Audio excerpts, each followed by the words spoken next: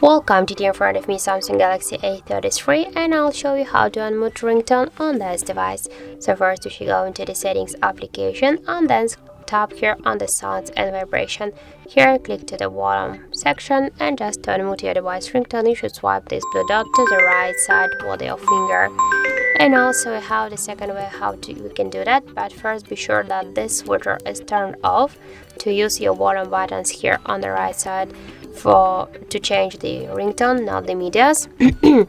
And now just press the up volume button, and you can see here that we just successfully unmute our device ringtone. And also we can do this by the third way, just by press up or down volume button, that doesn't matter, and then just swipe here to the up this volume panel, and that's it. So thank you for watching, and if you find this video helpful, don't forget to leave a like, comment and to subscribe our channel.